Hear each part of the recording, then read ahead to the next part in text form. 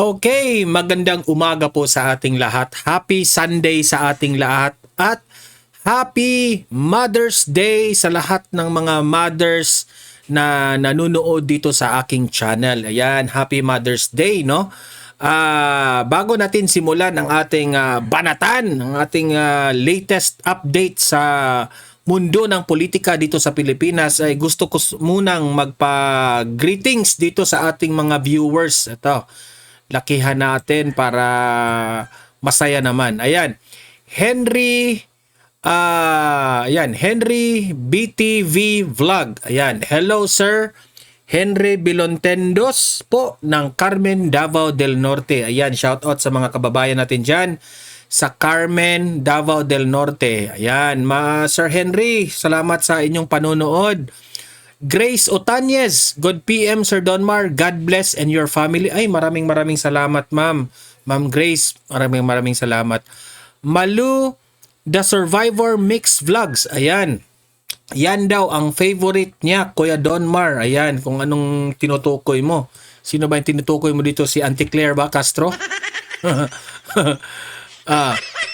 Maria Capasya. Ayan, correct. Pagtapos ng termino. Ayan, kasi ano to mga comments po ito sa last vlog ko, no?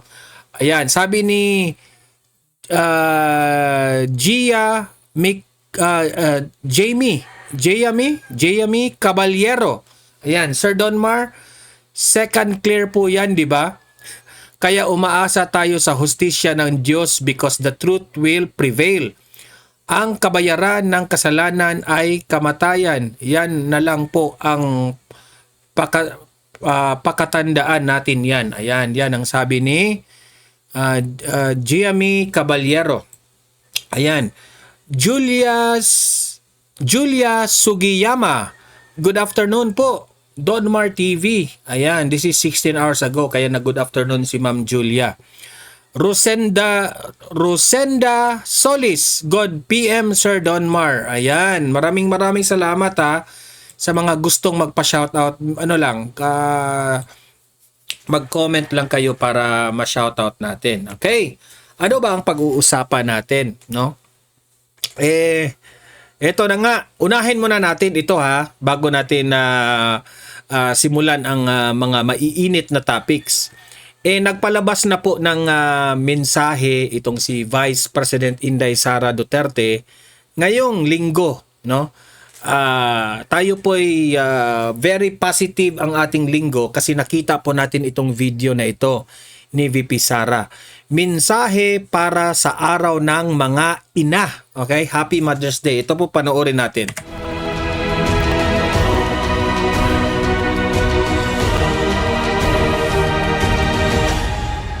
Assalamualaikum warahmatullahi wabarakatuh. Madayaw maayong adlaw kaninyong tanan. Magandang araw sa inyong lahat. Ngayong araw, ipinapaabot ko ang aking taus-pusong pagbati sa lahat ng mga ina at sa lahat ng mga tumatayong ina sa ating mga tahanan. Bilang isang ina, alam ko ang bigat at saya ng ating tungkulin. The silent prayers we offer for our children, the long hours we spend ensuring they are safe, and the constant effort it takes to balance work and family. To nurture a child and lead a household is one of the most challenging roles any woman can take. But it is also the most rewarding. Tayo ang unang guro ng ating mga anak, ang takbuhan sa oras ng pangangailangan, at ang matibay na pundasyon ng bawat pamilyang Pilipino. Ikarangal natin ang sakripisyo at katatagan ng bawat nanay, mula sa mga nag-aaruga sa loob ng bahay hanggang sa mga Pilipinang nagtatrabaho sa labas ng bansa. To our OFW mothers, we know that sacrifice is not always about physical presence. Sometimes, the greatest sacrifice is the distance you endure to provide for your family. Salamat sa inyong katatagan. Sa lahat ng mga nanay, nagmamahal at nag-aaruga sa amin, maraming salamat sa inyo. Alam nyo, kinakilibutan ako sa sinabi ni VP Sara. Maligayang araw ng mga ina.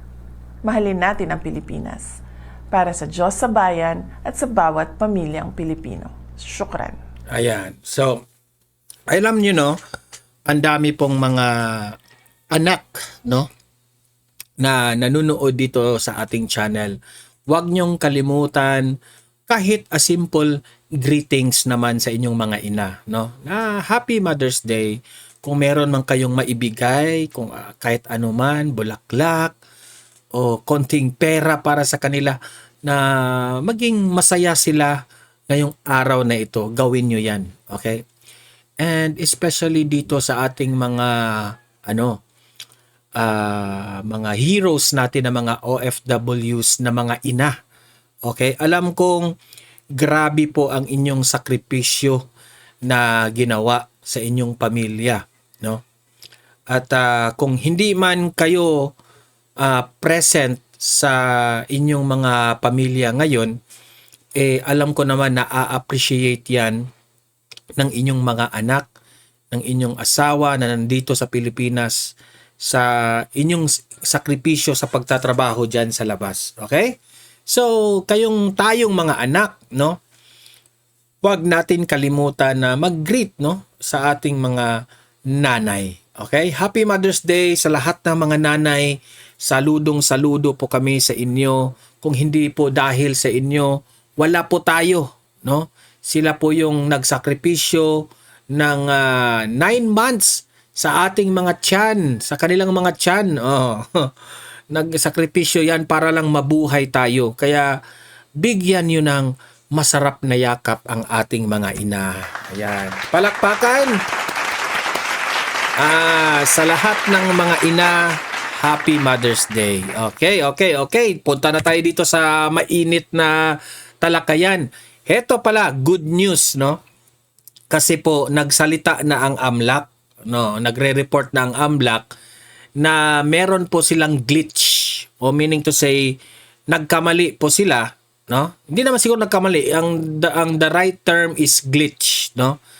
Na wala pong, instead na 2 billion, 2 million pala. Itong, I am talking here about itong kay Mans Carpio na bank account. Okay? So, meaning to say, malayo talaga na pagbibintangan nila na ang pera ng mag-asawang Duterte ay galing sa mga illegal o sa mga drug lords. Kasi yan naman ang bintang ni Trillanes, di ba? Alam nyo naman, si Trillanes, yan lang ang tangi niyang alam, paninira sa mga Duterte. So ito, nilinaw ng AMLAC yan. Okay? Ito, panoorin po natin. Hindi raw aabot sa 1 bilyong piso ang total bank transactions ng second gentleman na si Attorney Mans Carpio, ang asawa ni VP Sara. Ayon kasi sa AMLAC report na ipresenta sa Kamara, may mahigit 2 billion peso glitch sa recorded 2 billion peso glitch. Meaning to say, merong error sa computer na instead na 2 million yung ilagay, naging 2 billion. Baka nadagdagan ng zero. Grabe. transactions nito. Ang detalye. Pero hindi natin alam baka pagdating doon sa sa House Committee on Justice nung nag-hearing sila, tinitake advantage rin nila yung glitch.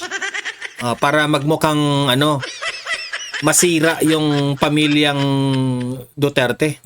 Sa exclusive Agenda Weekend Report ni Joash Malimban. Mula sa 2.3 billion pesos, 2.1 million pesos lang daw dapat. 2.1 million lang instead of 2 billion.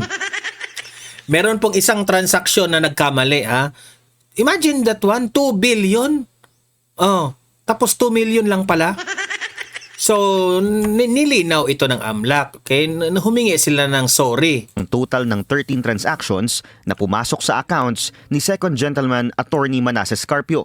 Ayon yan sa isa sa Anti-Money Laundering Council o AMLAC documents na ipresenta sa House Justice Committee hearing noong Abril. Nakasaad sa AMLAC report na manager's check purchases ito mula sa isang kumpanya na debited daw papunta sa accounts ni Carpio. Isinailalim ito sa covered transaction reports dahil sa laki ng perang involved sa transaction. Pero sa isang April 6 letter ng BPI, nirequest nito na i-delete ang natukoy na 13 covered transactions report. May nangyari raw kasing systems bug mula sa source application ayon sa BPI na nagresulta umano ng inaccurate amounts sa naitalang transaction records. Base raw sa kanilang verification, imbis na 2.3 billion pesos, 2.1 million pesos lang ang tunay na halaga ng nangyaring mga transaction. Malinaw yan ha, malinaw yan. Hindi po 2 billion, 2 million lang. Okay, nasira patuloy. Ay nako, sa hindi dapat dapat itong mga bangko na ito dapat may sanction yung mga ganyan nang nagkamali kayo. Is there really a glitch Yes. sa BPI? Yes, as per Attorney Mans. 2 million lang talaga yung amount received. So, is there a certification from BPI? Nandun yun actually sa AMLAC report po eh. It is in the AMLAC report. Sa may latter parts. But Okay. it wasn't read. Yun nga po. Kaya nga sinasabi namin half-truth. Ayon sa AMLAC document, may total of 403 recorded transactions worth 3.1 billion pesos si Carpio mula 2007 hanggang 2026. Kasama rito ang umano'y aggregated 2.3 billion peso glitch noong 2024 at 2025. Kung imemenos ang 2.3 billion peso glitch na ito sa total transactions ni Carpio, tinatayang aabot lang sa mahigit 795 million pesos ang total transactions nito sa loob ng halos 2 dekada. Ang naturang halaga tila malayo sa ipinakita sa total amount of inflows ni Carpio na 2.5 billion pesos na ayon sa AMLAC ay classified bilang suspicious at covered transactions. Ayon sa BPI, hindi sila makapagbibigay ng detailed disclosure patungkol sa systems bug na ito. Alinsunod sa May system bug, okay? Anong ibig sabihin ng system bug? Napraning yung computer. Na ikipinahamak pa ng mag-asawang Duterte ito. ang secrecy law at data privacy. Wala ring tugon ng AMLAC sa mga panawagan ng clarification. Sa kabila nito, nananatili sa 417 worth 3.9 billion pesos ang total transactions ni VP Sara mula 2005 hanggang 2026. Hindi yan pera ha, transaction po. Total transaction 3 billion. Nakalagay dyan. 313 dito ay covered, samantalang 70 naman ang classified as suspicious transactions ayon sa AMLAC.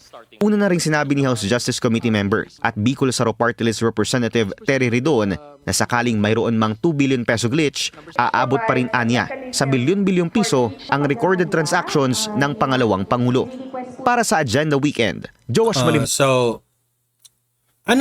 I hope hindi lang bilyonaryo news channel ang magbabalita dito. Sana naman ibalita ito lahat ng mga mainstream media. ABS, GMA, News 5. Kasi binalita na ninyo yung 6 billion eh. Yun na yung pinakalat ninyo yung 6 billion, 6 billion. Ngayon na may glitch, sana naman ibalita nyo ito. Diba? Para patas naman kayo. Sa tingin ko, bilyonaryo news channel pa ang nagbalita nito eh. Okay, so klaruhin natin yan ha. Meron pong glitch sa bangko.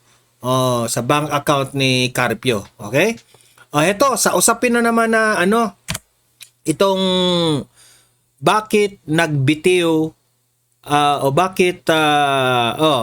bakit nagbitiw si Attorney Kaufman bilang legal counsel ni Duterte. Ito na yung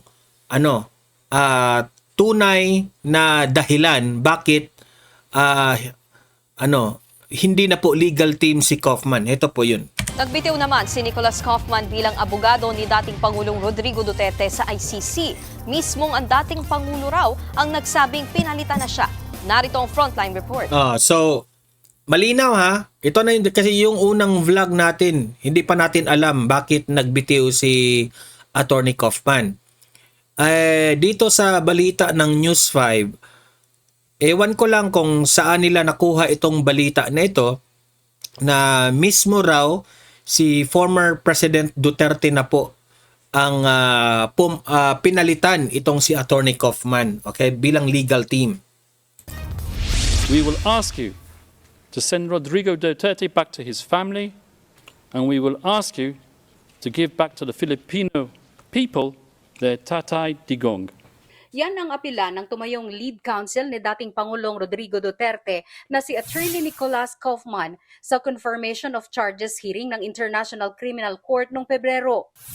Isang taong dinipensahan ni Kaufman ang dating Pangulo sa ICC na nahaharap sa kasong crimes against humanity kaugnay sa kanyang war on drugs. Pero kahapon, hiniling ni Kaufman sa ICC Trial Chamber 3 na payagan siyang magbitiw bilang abogado ni Duterte.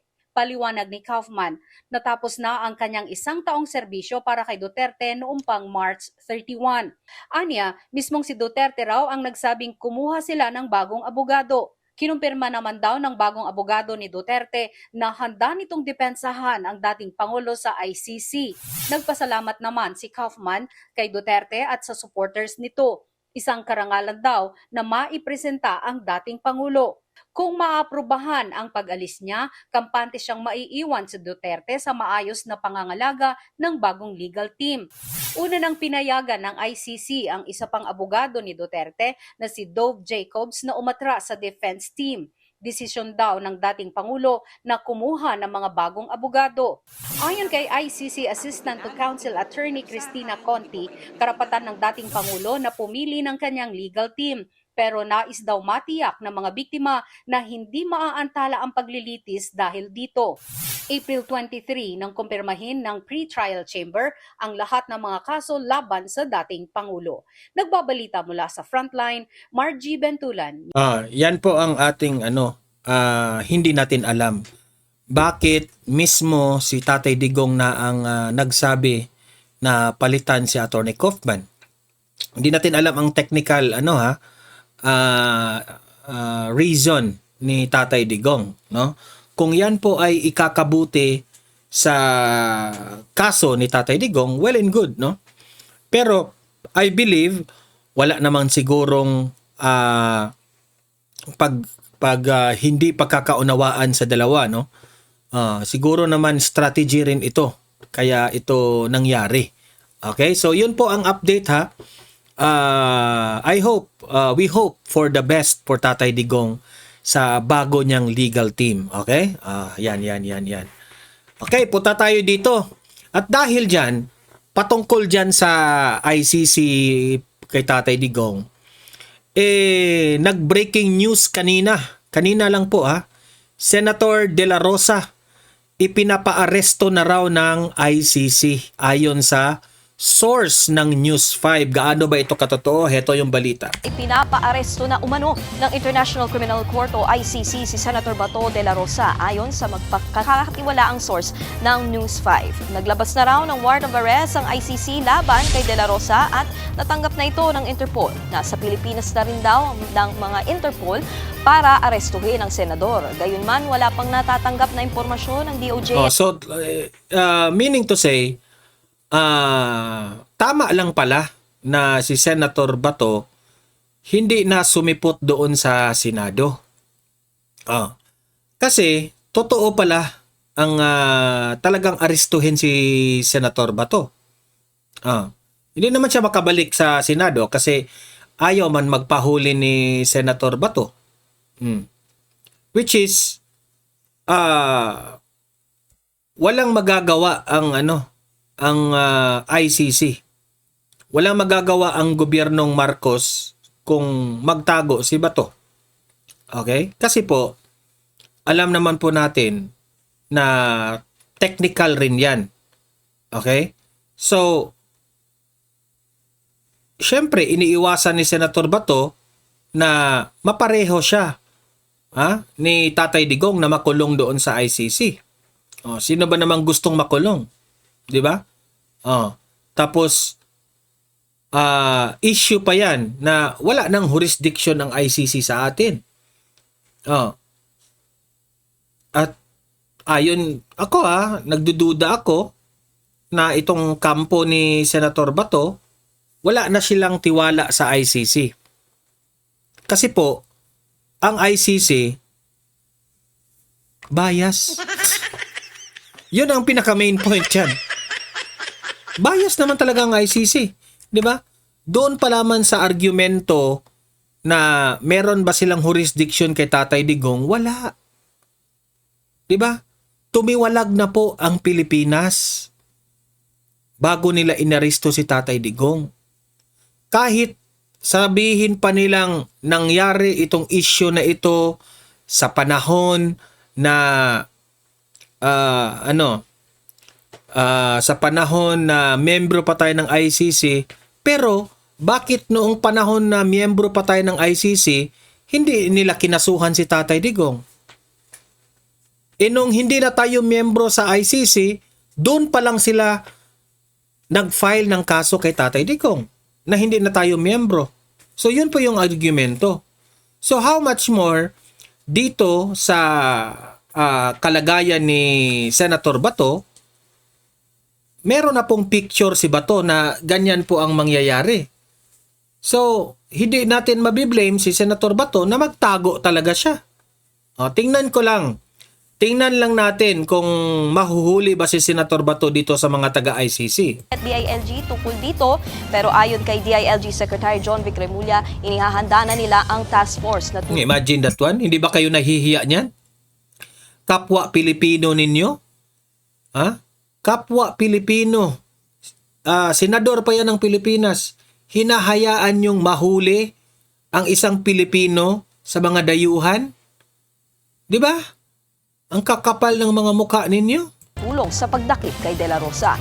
Isa si De La Rosa sa mga pinangalan ng kasabwat ni dating Pangulong Rodrigo Duterte sa kasong Crimes Against Humanity kaugnay ng War on Drugs. Mga kapatid, Nikki de Guzman. So, ayan. Sa tingin ko naman, gugustuhin ng Administrasyong Marcos na mahuli si Bato. Kasi Bato is also a threat. Kasi pwedeng si Bato ang tatakbong Vice President ni VP Sara. Di ba? So, alam nyo naman, ang alam lang, actually sa totoo lang, ginamit ni Marcos itong ICC para mahuli itong mga kalaban niya sa politika. Ginamit lang nila ang ICC. Yan si Marcos, walang bayag. Manggagamit Manggagamit. Grabe. Hindi niya inisip na panahon ni nung kampanya. Si Bato tumulong rin yan sa Uniteam 'Di ba? Wala talaga. Basta ang masasabi ko lang, meron talagang panahon na makarma itong administrasyon na ito. Makarma lang yan. Kasi alam nila na kapag si VP Sara ang maging presidente sa 2028, lahat ng ito babaliktad talaga to. Babaliktad yan. Yung mga sina Kibuloy, yung ginawa nila kay Kibuloy, yung ginawa nila kay Teves, yung ginawa nila kay Harry Roque, si Bantag, di ba? Tingnan lang natin. Mababaliktad yan. Bakit? Anong ibig kong sabihin na mababaliktad? Remember, sa panahon nila ngayon ng administrasyon, issue talaga itong flood control na korupsyon. Kapag si VP Sara ang maging presidente, ano talaga yan? Imbestigahan talaga itong flood control. Ngayon, mag-imbestiga ngayon, yung administrasyon, syempre, hindi talaga uusad ang investigasyon kasi ang administrasyon, ang daming mga sangkot. Di ba? So, anong ibig kong sabihin? Hanggat si Marcos pa ang presidente, hindi talaga masosolve ang issue sa flood control. Pagdating ng panahon na si VP Sara ang maging presidente ng Pilipinas, hindi papayag yan si VP Sara na walang mananagot diyan sa flood control. Kahit si Bongbong Marcos, kung dapat siyang questionin, ipatawag, gawin yan ng the future administration. Kaya good luck na lang sa inyo. Good luck Romualdez, good luck Marcos, good luck Liza, good luck itong si Charis. Good luck sa inyo. Yun lang. Tapos heto pa, si Mabanta, nakalabas na raw si Mabanta. Parang sabi ko, kung nakalabas si Mabanta, di ba kaya scripted talaga ito, no? Magpapahuli si Mabanta para lumihis yung issue patungkol kay Mabanta at makalimutan itong flood control. Sorry to tell you, pero hindi yan makakalimutan ng taong bayan yung flood control na issue na yan. Kasi bilyones pong ninakaw ninyo. Ito yung latest kay Mabanta. Last photo lang, ma'am. Bago na sila. Okay. Dito tayo. Yung lima.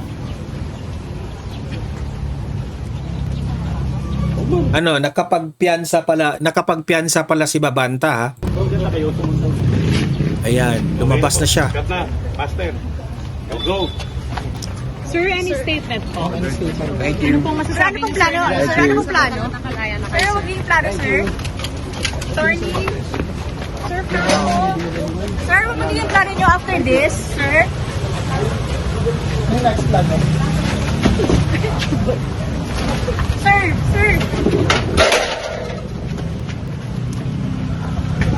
Sir, magiging plano niyo, sir? Anong plano na, sir? Sir, ano magiging plano after this? Excuse me. Sir, any words? Okay. Sir! Attorney. Any words po? Regarding the update. Na-receive niyo ba yung Ito yung video na nung paglabas ni Mabanta sa kulungan, okay? Ano ang plano ng attorney pa interview na lang para maayos kami? Pwede lang Okay, super quick lang. Yeah. Mike. Like ang camera. Yeah, so my clients are going home. Today they're walking away free under their constitutional right to bail. And hopefully very soon they'll walk away vindicated from all the publicity, the public trial that they've been subjected to. Again, I want to reiterate na they are innocent. And so we have been working so hard actually since Wednesday. We've been working on the different legal remedies. And we're glad that finally they're going home to their families now. Ano pong next step na to?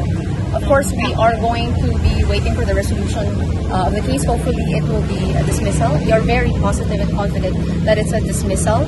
If not, then we're going to fight it out. We're very confident of our legal defense. And again, my clients are innocent. There was no crime, there was no extortion, and they are being unfairly judged now by the public. But again, social media is not the battleground here. We're going to keep fighting legally. And so, yeah, I'm very optimistic about that. Thank you so much. Regarding sa subpoena ni CJ Hero, may na-receive na ba kayo, attorney? Attorney, may na-receive na kayo na subpoena ni CJ Hero? Sabi niyo kagabi wala pa kayo na-receive, attorney?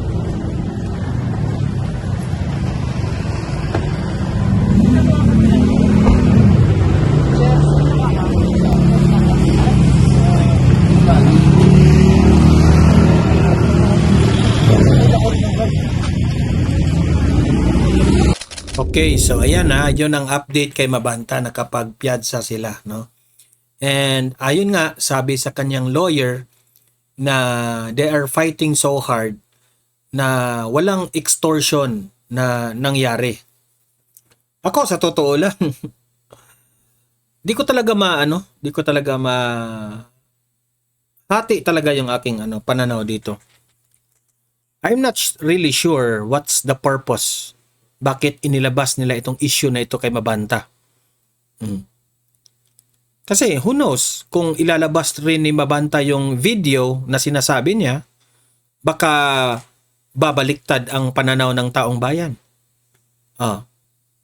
Tapos, how true na dapat meron bang ebidensyang maipakita on the side of Martin Romualdez na merong conversation sa kanilang dalawa ni Mabanta at ni Romualdez. Dapat yan ang ating alamin kung meron mang ganyan.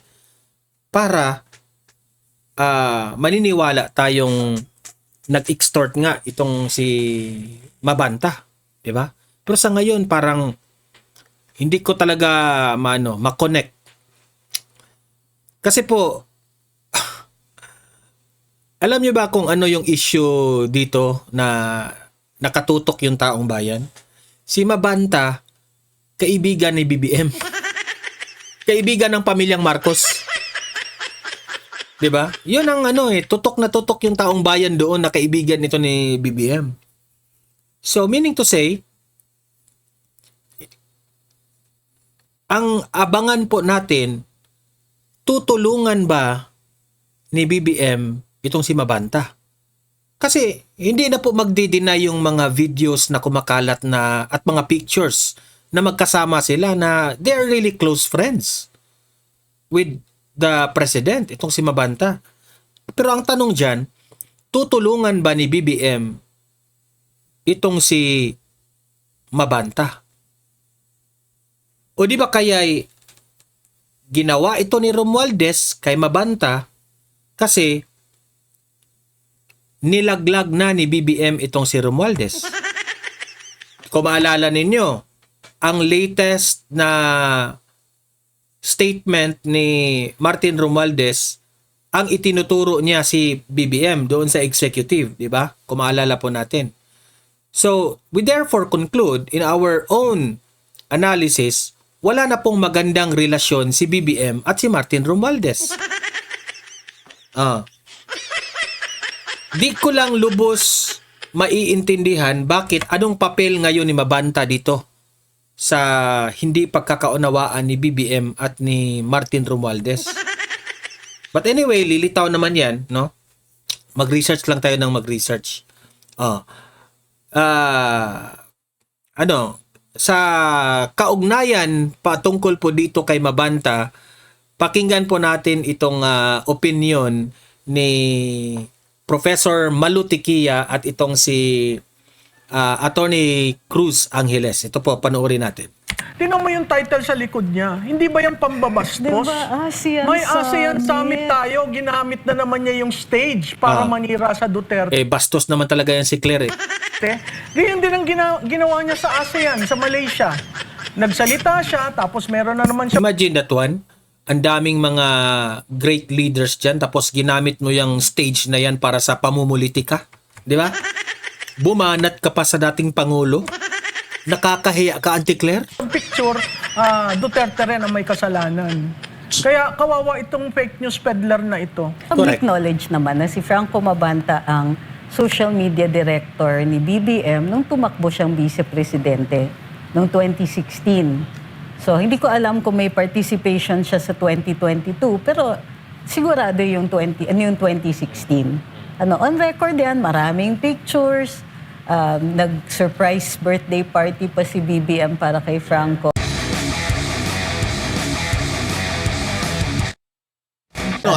Siyempre si Attorney Trixie nasa gabinete naman siya before.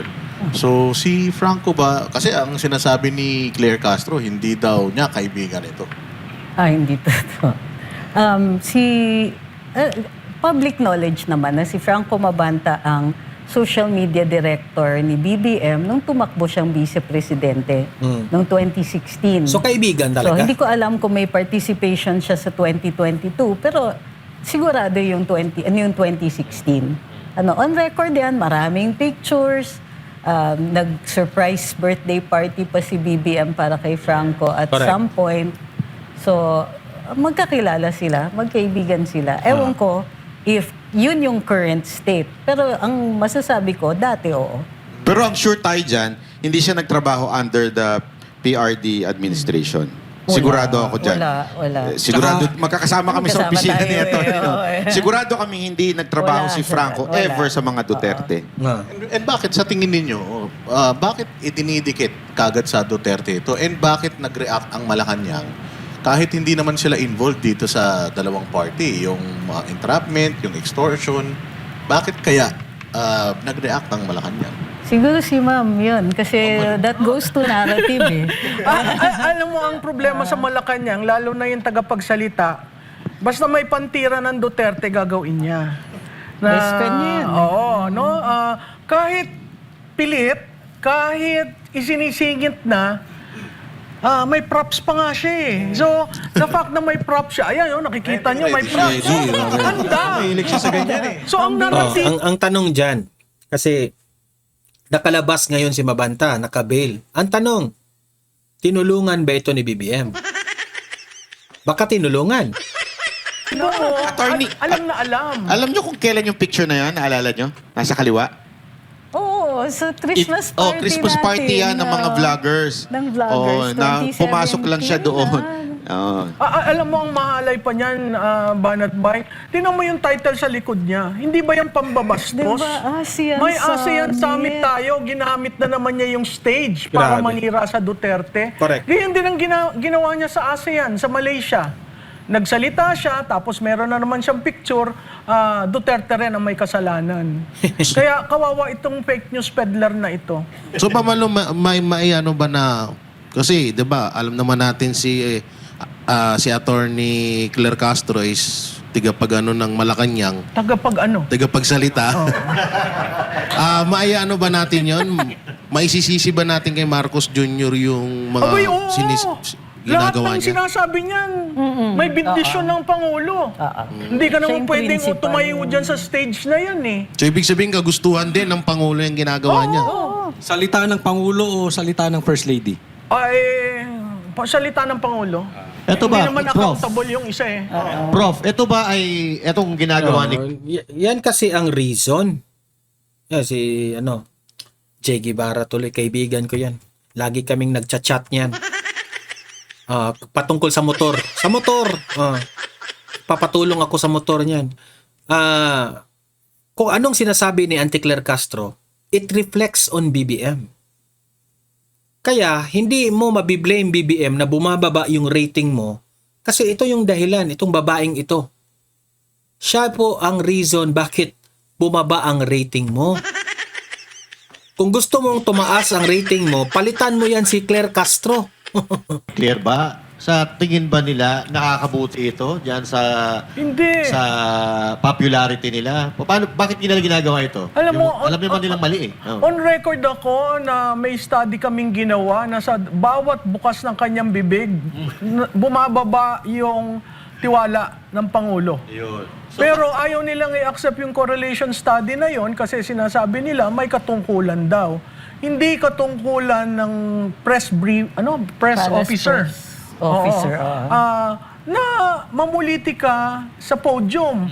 Ang tungkulan niya is to inform the public of the activities of the president, the projects, the programs, the policies, never to hit. Then you go out of the podium if you want to hit and be the propagandist of this administration. Out of the box ka. Out of the flag, out of the seal. Kasi ang institusyon ng presidente ang ginigiba mo sa tuwi ka nagsasalita ng ganyan. Attorney Trixie, nung panahon mo ba, nautusan ka ba na birahin ng Duterte? Standards na lang. Sa standards Hindi na lang. naman, hindi. Walang Actually, minimal lang yung direktiba ni Pangulo sa akin noon is ang trabaho ko, hiniwalay. Hindi ako spokesperson, pero tagapagsalita ako para sa gobyerno. Sino nagdidirekta muna sa'yo para malinaw tayo? Si Pangulo. Si Pangulong... Pero limited yon. So kung kunwari, hindi kami nagkita, pero may katanungan tungkol sa ano yung direktiba niya, ano yung policies niya, ibig sabihin nun, dapat aral ko na lahat. So lahat ng speeches niya, binabasa ko, nakatranscribe yan, kaya yung maaga ko gumigising, 2 a.m., check ko yung news, check ko din lahat ng mga previous speeches niya. So pag alam ko na kung ano yung sinabi niya, madiderive mo na kung ano yung direktiba at ano yung mga developments na gustong isa-publiko ng Pangulo. So kahit hindi kami madalas magkita, alam na namin. Base dun sa mga nasabi na niya. Attorney, ito lang. Gusto namin malaman sa inyo. Kasi yung definition ni Claire Castro ng nahuli, iba eh. Kayo po ba? Ano pang definition niyo dun sa nahuli?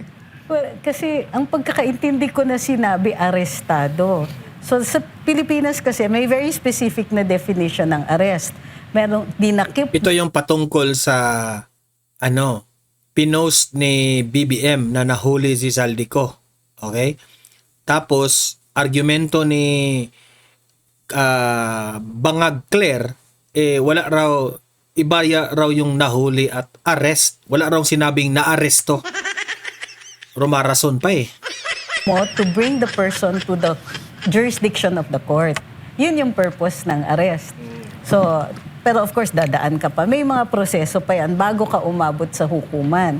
So, meron din mga instances na halimbawa, drunk and disorderly conduct, hinuhuli ka para hindi ka endangering yung mga tao na nakapaligid sa'yo. Tapos isusort out yun, titignan ng pulis, may krimen ba dito? Kailangan bang dalhin ito sa jurisdiction ng hukuman? O yung purpose is matigil lang yung disorderly conduct. So, pwede rin ganun. So, pwedeng malawak. Depende din kung ano yung purpose. Ano ba yung sinabi ng Pangulo? Abogado ba ang Pangulo? Legal ba yung definition ng sinabi niya? Ano ba yung translation? English ba? Did he use the word arrest o detain? Ang pagkaintindi ko, detain. Anong klaseng detention yon? So, pwede rin yung dinetain siya, kung mayroong problema sa kanyang mga dokumento, then isusort out yon. Yun yung second na definition na nakita natin. So, ang word na ginamit kasi, detain. English, di ba? Detain. So, medyo hindi siya ganun ka, Prof. Malu, pakinggan natin kung ano opinion niya to. Yung doon sa aresto. Si Presidente naglagay sa meta niya. Meta page. So, what is there to contradict? What is there to redefine? Alam mo alam ito ni Secretary Angeles, no? Pag ang Presidente nagsalita, that is the script. Hindi mo kailangang i-redefine. The moment you redefine, that is damage control. Correct. Nakita naman natin sunod-sunod na araw, damage control sila hanggang sa umabot kay Secretary Remulla na sinabi niya na ako nang nagkamali, ako nang hinako na lang. That is the burden of being a spokes of the President. Correct. You just have to take the cudgels for the President, but not do damage control. Kasi nakakatawa hanggang sa umabot kay Secretary Lazaro, no? Sinabi niya, I do not know, I was not a part of the discussion. And when she is the first person that should be notified. And then, nagpalabas sa Malacanang, the President calling the Ambassador of France, the Ambassador of Czech Republic. Really, do you have to do that? Just to support your narrative? Ikaw ang naglabas, ikaw ang nag-post, ikaw ang kumuha sa sarili mo. Acceptable po ba yung reason nila na may sarili kasing policy ang Czech Republic, kaya hindi na sila po pwedeng magkomento after nung napahiya sila dun sa nahuli? At saka alam mo, ang napakaganda doon, renespeto. Si Presidente, hindi niya renespeto on sovereignty ng Pilipinas kay Presidente Duterte. Pero ang France, hindi naman citizen si Congressman ko ng France Pero took the cudgels. Kasi nga may issue tungkol sa political asylum, no? Kahit si Czech Republic, wala naman tayong extradition. Yun ang kailangan i-establish. Wala tayong extradition. Bakit ba ang sinasabi ng Malacanang, dali, kailangan yung ibalik sa amin. Why? Kasi nasanay tayo sa red notice. Sinabi ni Attorney Claire na binagbigay daw ng information ang France na nag-apply ng asylum si Saldico. Pwede ba mag-disclose ang France regarding sa asylum ng isang tao na tumatakbo nga doon sa bansa? Kasi apparently, ang port of entry ni Congressman ko was France. So kung nagre-request ka ng asylum, parang si Secretary Roque. Kaya siya pumunta sa Austria kasi ang pasok niya sa EU, Austria. Had they checked with Secretary Lazaro, these things would have been easier dealt with. Not go into damage control. The moment you do damage control, there's something wrong with the statement of the President. So yan po yung patungkol ni Auntie Claire pa rin ito So, ayan na nga, no? Bakit niya idadamay pa ang mga Duterte dito sa usapin ni Mabanta? Ang daming, sa totoo lang, ang daming kapalpakan ni Auntie Claire Tapos, binabaliwala lang ni BBM. Parang gusto rin ni BBM ang ginagawa ni Auntie Claire niya. Hindi niya alam, ito yung mga reasons kung bakit sira na siya sa taong bayan, bumababa ang ratings niya. Okay, so ayan, mag-comment, mag-react po kayo, no? sa mga itinalakay natin at babasahin natin yan sa comment sections. Paki-like, paki-share guys, no, para kakalat ito sa taong bayan. At sa mga first time lang dito na pumasyal dito sa ating YouTube channel, subscribe na po kayo kasi libre lang po ang mag-subscribe, walang bayad yan. Updated pa kayo sa ating mga balita. Okay? See you in my next video. Have a great day, have a great night. God bless po sa ating lahat. Mabuhay ang Pilipinas and God save the Philippines.